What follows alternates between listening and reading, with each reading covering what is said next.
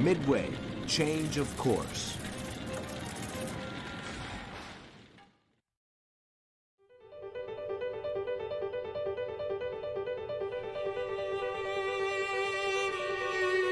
May 1942.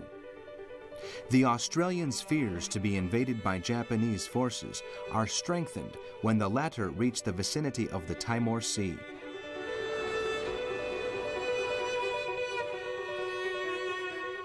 A large portion of their troops is fighting along with the rest of the Allies in North Africa, thus weakening their capacity to repel a Japanese assault.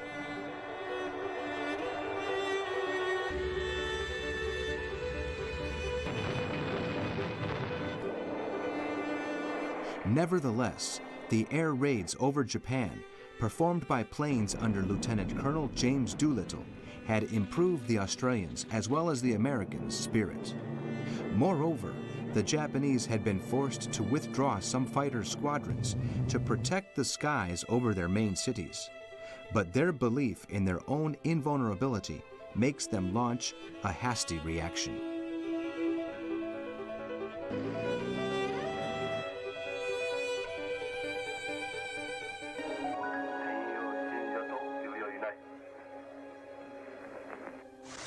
The Japanese response is not long in coming.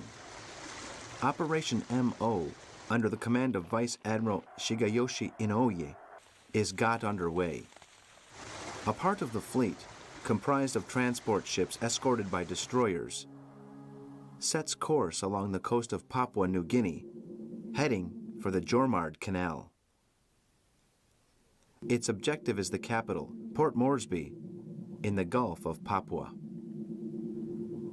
Other units are charged with taking Talugi in the Solomon Islands and the Louisade Archipelago, where they are to quickly establish a base for hydroplanes and an airfield.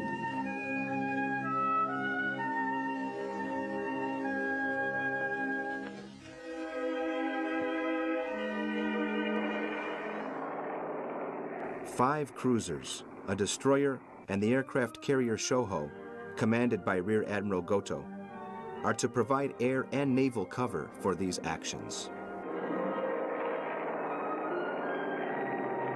The aircraft carriers Shokaku and Zikaku, which were involved in the Pearl Harbor and Ceylon actions, under the command of Rear Admiral Tsuchihara, will take part in the attack.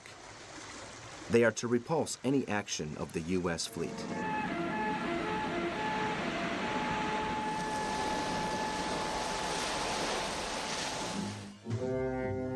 But both Chester Nimitz, the commander-in-chief of the Pacific Fleet, and Douglas MacArthur, in charge of the troops in the Southwest Pacific, know what the Japanese objective is and are well aware of its importance as a base guaranteeing the security of Australia.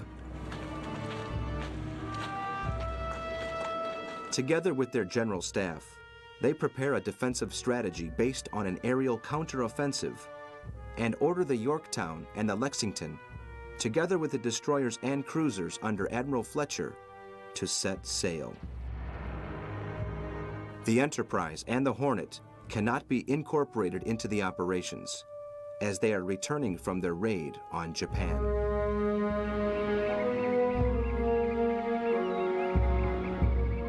On May the 2nd, Admiral Nimitz makes his first visit to the Midway Island facilities. The American military intelligence has been for a long time predicting that the new Japanese thrust would be aimed to this strategically located island and not to Hawaii or the United States West Coast. Nimitz is relying on the information provided by Lieutenant Commander Joseph Roquefort, in charge of the Hawaii Information Station. Data extracted from taped Japanese messages point out that the Imperial Fleet is coordinating a great operation that will almost certainly be aimed against Midway Island. The American admiral attends a meeting with the Navy base commanders, Captain Shannon and Cyril Samard, in order to arrange for the island's defense, placed under his personal supervision to repel the Japanese amphibian assault. On the 3rd of May, Fletcher receives the message that the Japanese have disembarked on Tulagi and occupied part of the Solomon Islands. He immediately orders his ships to set a course at full speed for the islands. When the Yorktown is less than 20 miles from the invaders, the torpedo planes take off and begin an attack on the Japanese ships that have stayed to provide naval cover, sinking a destroyer and 3 minesweepers.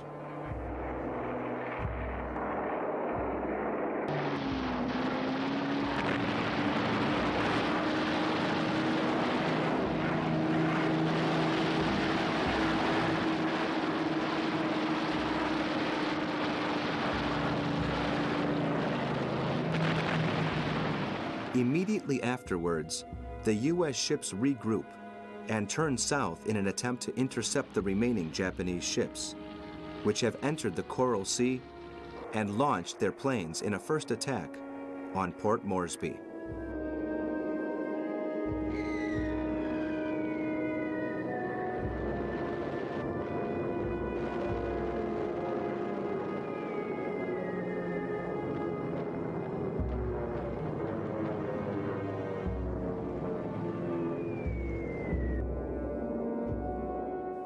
The U.S. aircraft, in an attempt to head off the invasion, attack near the Jormard Canal.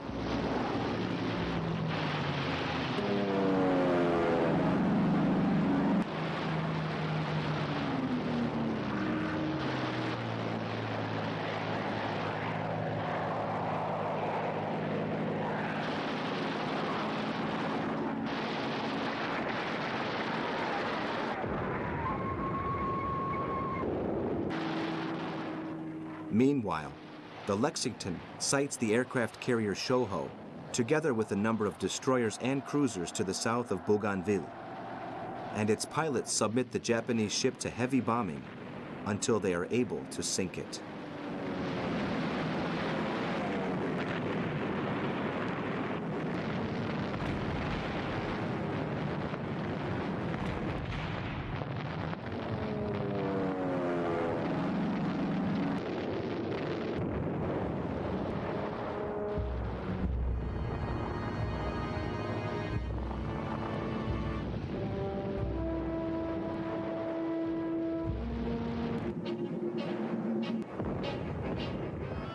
The Zuikaku and the Shokaku, having picked up the call for help, sail at full steam to where a part of the fleet is under attack.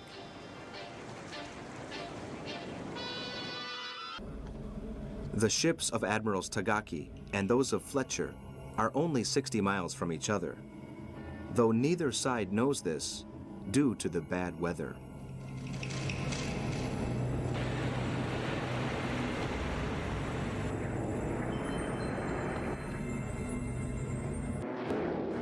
In the early hours of the 8th, almost simultaneously, the reconnaissance planes of both sides spot the enemy ships.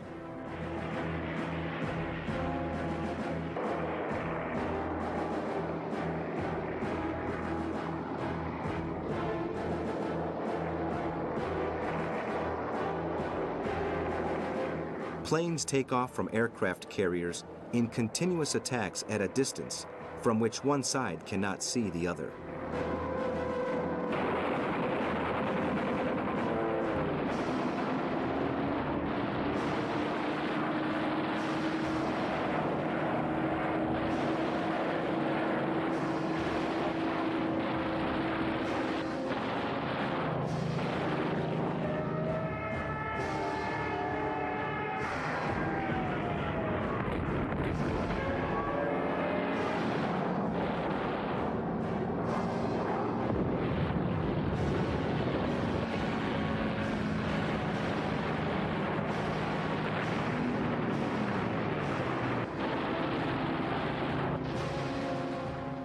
The Shokaku and the Zuikaku are put out of action, as is the Yorktown, while the Lexington is sunk.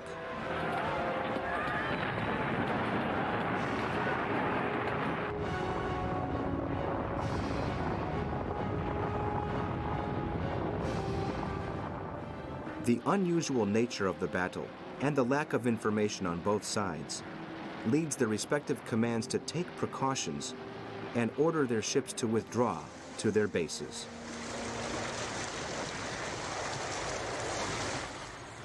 The first battle in history in which only aircraft carriers have taken part has resulted in a first reverse for the Japanese.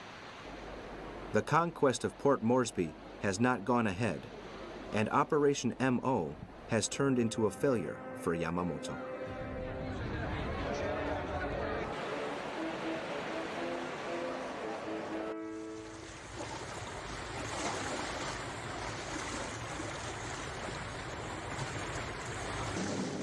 The aircraft carriers Enterprise and Hornet, which did not arrive in time to help Fletcher, anchor in Pearl Harbor with a view to carrying out checks and stocking up on supplies. Some days later, the Yorktown arrives at the port to undertake urgent repairs.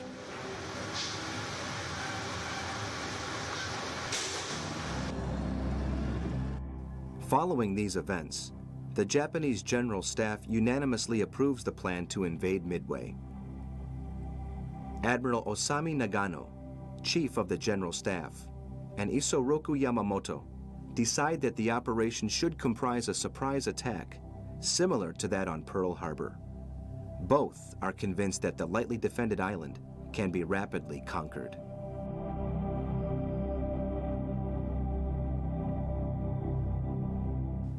The Air Force is to attack first.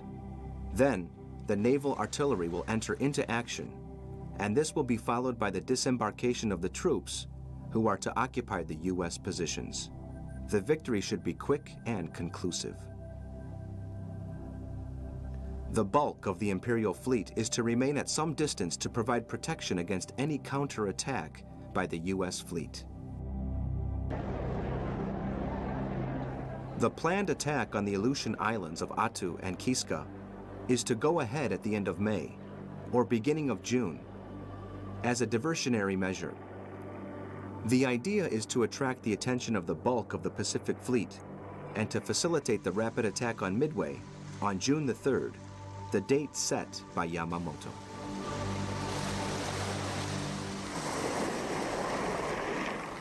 The mighty admiral is the mind behind the Midway plan. Feeling a blind faith in victory, he decides to sail in one of the ships engaging in battle. Some chiefs blame him for this and suggest that he should keep to Hashirajima, from which point he will be in a better position to lead the troops.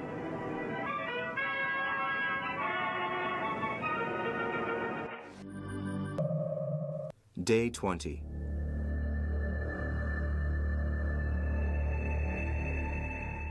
The American intelligence services know that the Japanese are planning a new operation for the end of the month, as they have intercepted a number of messages in which the Japanese designate the objective with the letters AF.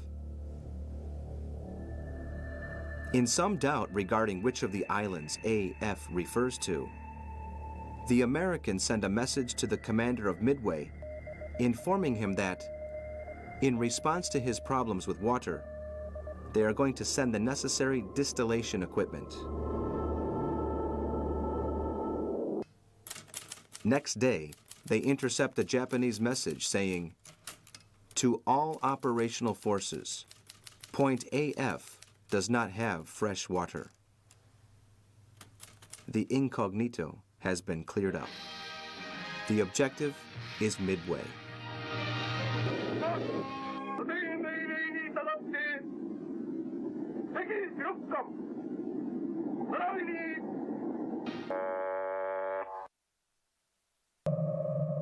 Day 25. The 5th Task Force of Aircraft Carriers under Vice Admiral Boshiro Hosogawa and the light carriers Rijo and Junyo set sail together with the heavy cruisers Maya and Takao from the base at Ominato to the north of Honshu in the direction of the Aleutian Islands. They are supported by the battleships Ise, Fuso, and Yamashiro, plus the cruiser Abukuma and a number of transport ships with 1,200 soldiers.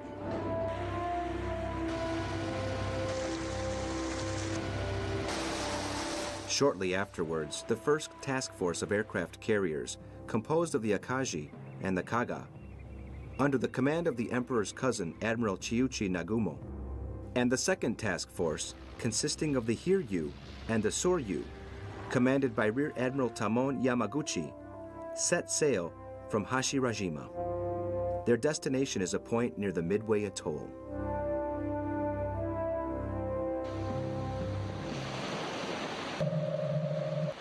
Day 28.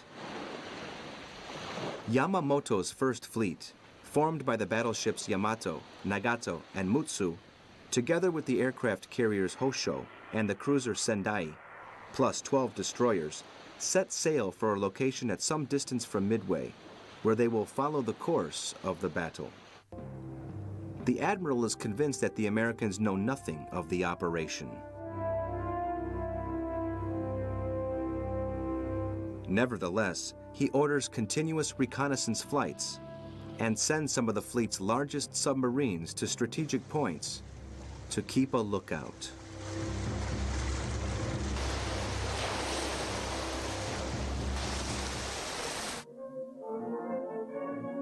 With the significant advantage of knowing the Japanese plans, the Commander-in-Chief of the U.S. Pacific Fleet, Admiral Chester Nimitz, prepares his tactics.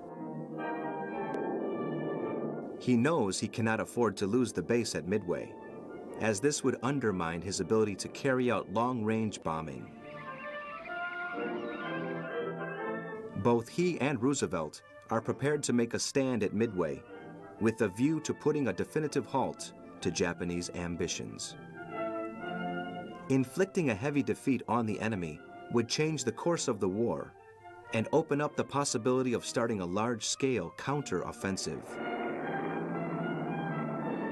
The U.S. Admiral personally travels to the island to take control of its defenses.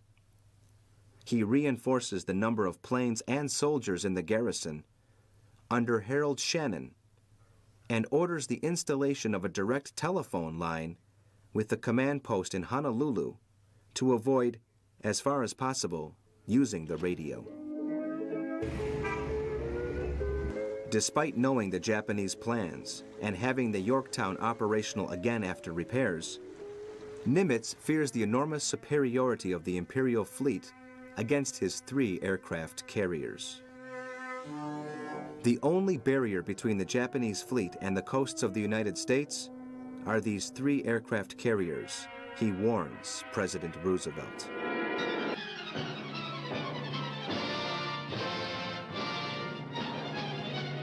The American forces' target is quite clear. The first surprise attack must be aimed against the 4 Imperial fleet's carriers. Strike and withdraw at once is the order.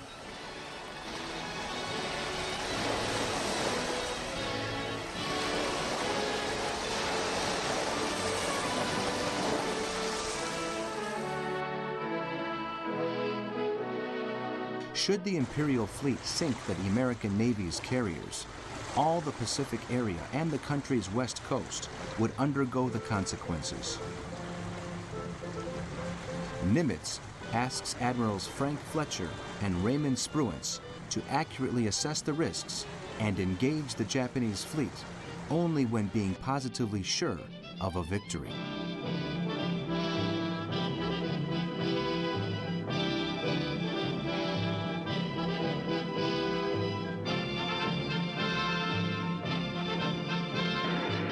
The Hornet and the Enterprise, together with their respective auxiliary ships, head out to sea escorted by 6 cruisers and 9 destroyers. The remainder of the operational force formed by the Yorktown, 8 cruisers, 15 destroyers, and 20 submarines under Admiral Fletcher sail to their positions of combat.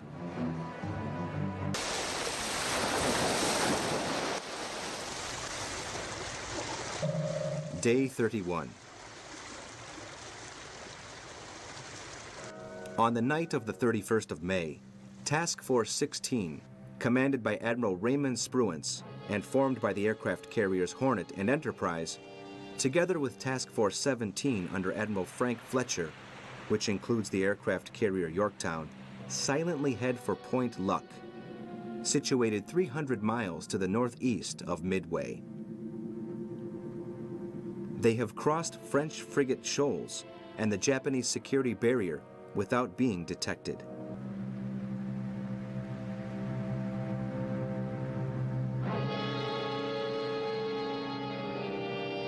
The 29 reconnaissance submarines of the Imperial Fleet, spread out over the Pacific, have arrived late to their observation points and have not been able to detect the movements of the U.S. ships.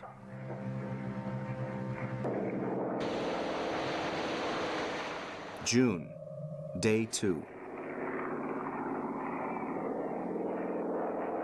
Nimitz maintains aerial vigilance with PBY Catalina planes, continually scouring a wide area of 750 miles northwest to southwest of Midway. Nothing to be seen. All is quiet, and there is no sign of the enemy.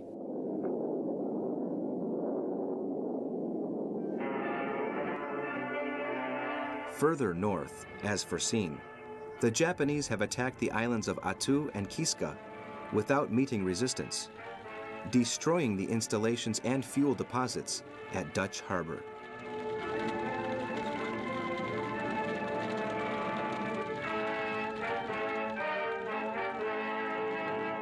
To trick Yamamoto into believing that the first phase of his plan has been successful, 5 cruisers and 10 destroyers are sent to the Aleutian Islands to repel the Japanese attack.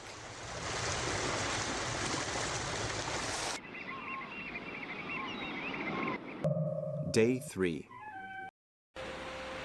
No Japanese ship has suffered serious damage, and the messages of the reconnaissance planes confirm there are no enemy aircraft carriers. Nagumo believes he has regained the initiative and orders all his forces to attack the island and the U.S. ships that have been sighted. 8:35 local time. On the Japanese flagship, an urgent message now comes through from the Tone's delayed reconnaissance plane. Enemy aircraft carrier sighted. The Akagi's command post falls silent. Nagumo cannot believe his ears. The submarines and reconnaissance planes have failed. 9:30 local time.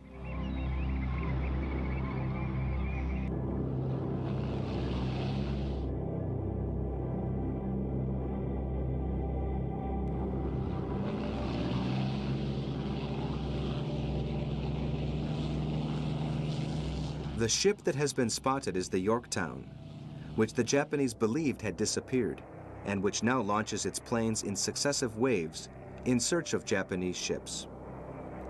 At the same time, the Enterprise and the Hornet approach the Japanese fleet.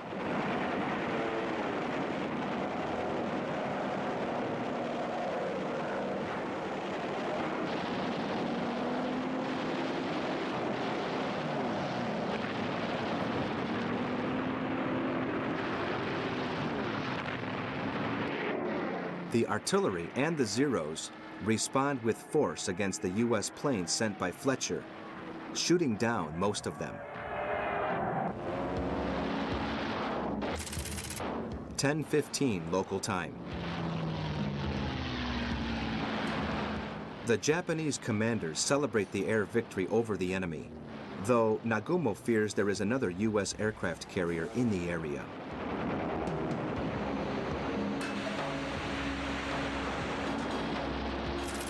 (10:30 local time).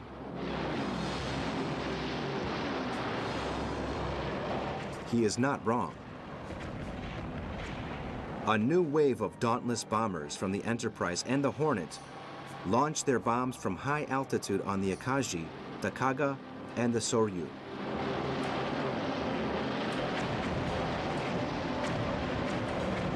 They meet little aerial resistance, as many of the Japanese planes are flying in the direction of Midway or searching for the U.S. fleet. Those that have remained in reserve to provide air cover are refueling and being loaded with explosives. Only a few manage to take off before the arrival of the enemy planes, but are unable to reach the altitude necessary to enter into combat.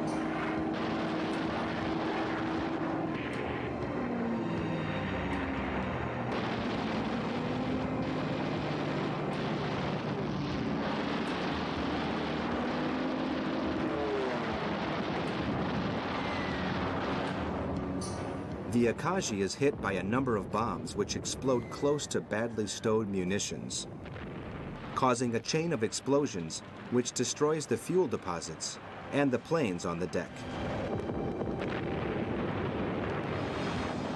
The Japanese ship is transformed into an inferno, which engulfs those crew members who have not been able to throw themselves into the sea.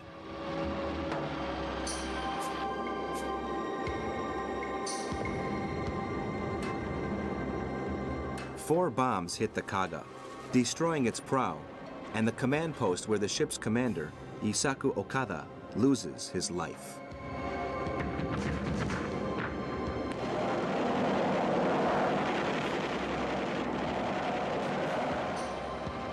The Soryu is hit by 3 bombs and begins to sink. Its commander, Risaku Yangimoto, remains at his post as his ship goes down.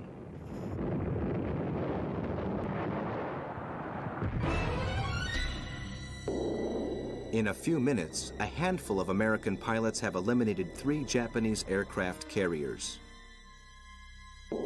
Only one remains, the Hiryu, which is situated further to the northeast and hidden in the mist. Yamamoto, on board the battleship Yamato, receives news of the disaster. He knows Nagumo has survived the attack and orders his immediate substitution.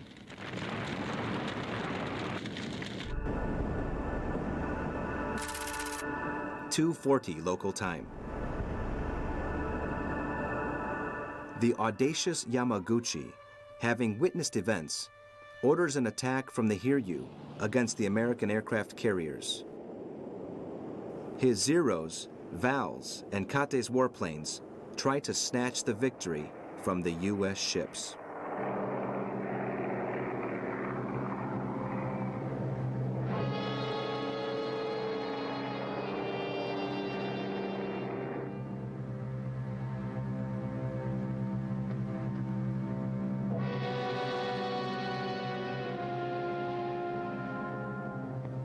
The Yorktown detects the arrival of the Japanese planes and scrambles its Wildcats. But the Japanese pilots score 3 hits that destroy the ship's stern, prow, and boilers.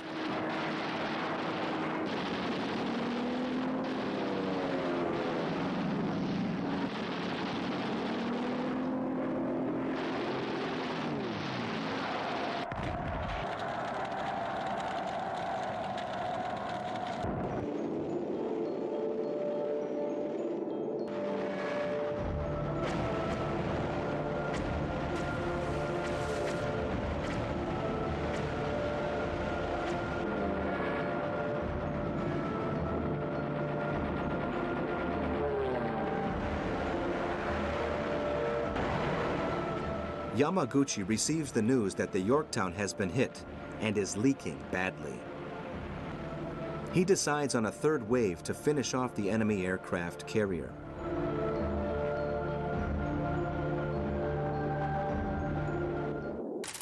(5 o'clock local time).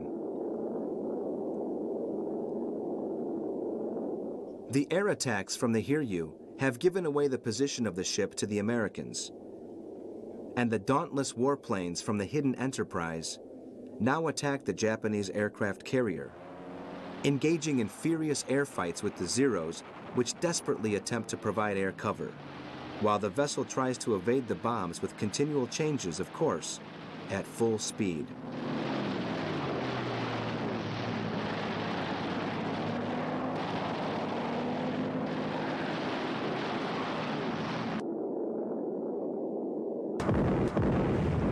But 4 direct hits on the bridge and the deck turn the Hiryu into an inferno impossible to control.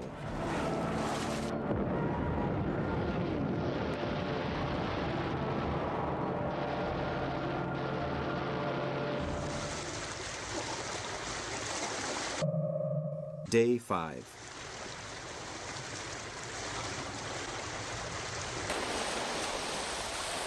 The battleships Haruna and Kirishima go to its aid, but with little success. And at 2 in the morning, the Japanese aircraft carrier suffers an enormous explosion, which sends it to the bottom of the sea some hours later. Yamaguchi goes down with the ship together with a number of crew members who refuse to abandon their posts. A desperate Yamamoto seeks the definitive confrontation that he so much wants, and orders a counterattack by all available forces. But Nimitz has decided to withdraw his ships to the north.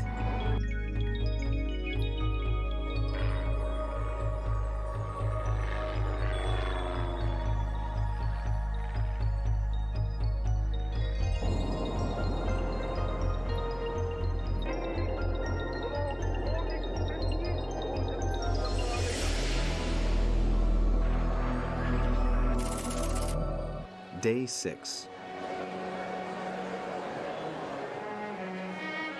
The commander-in-chief of the Imperial fleet urgently needs a victory and orders his cruisers to attack the island of Midway in order to prepare the way for troop landings.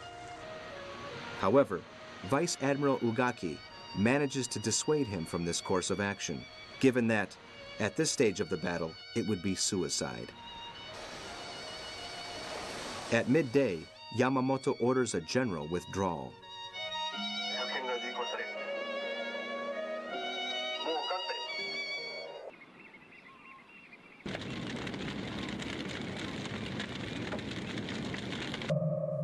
Day 7.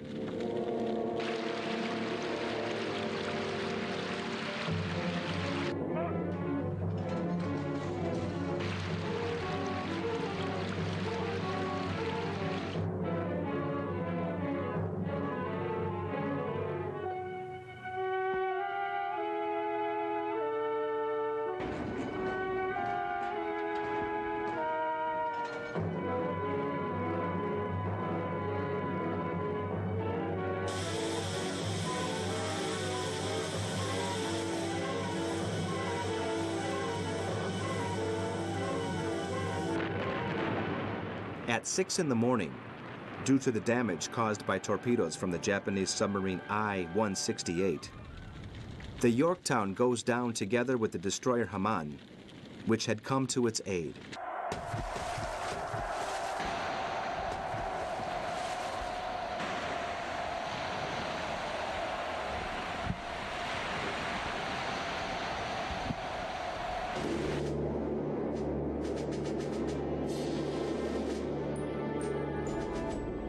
But Japan has suffered the worst naval disaster of her history, and the Battle of Midway has changed the course of the war.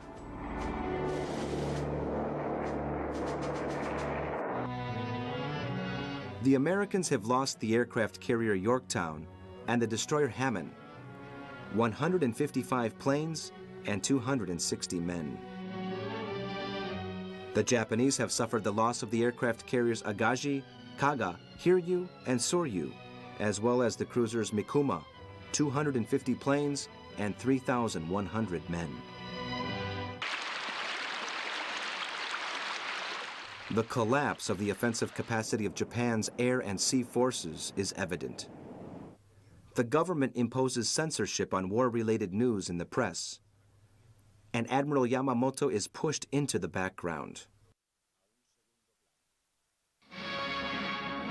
6 months after Pearl Harbor, The admiral's plan has resulted in a complete failure for the Japanese Empire. Vice Admiral Matome Ugaki, bowed before the emperor, admits that the defeat has been the fruit of arrogance. We have been vainglorious due to the previous successes. For the United States, the importance of aircraft carriers in the struggle to reclaim supremacy in the Pacific has been clearly demonstrated. The key to success has been information.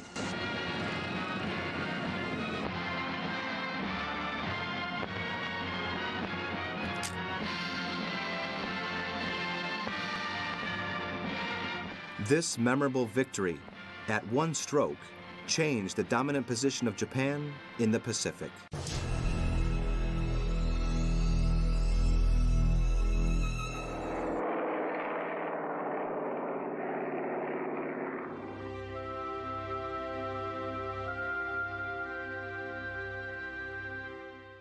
From their bases in Papua New Guinea, the Japanese threaten Australia, which lives in fear of an imminent invasion. To reinforce the country's defenses, MacArthur requests arms and men from Roosevelt. These arrive in large numbers in convoys across the Pacific.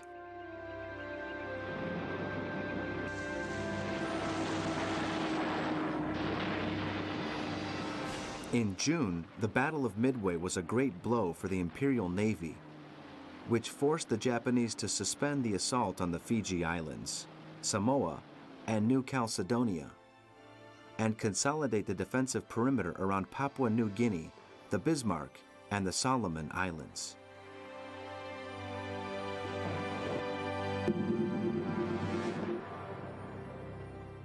But the proximity of the Allied base at Port Moresby poses a grave danger and threatens Japanese plans. Its existence places restrictions on the movements of Japanese troops, and it becomes an important objective. To take it, it is necessary to have aerial support from a nearby base, and the most suitable place is Guadalcanal.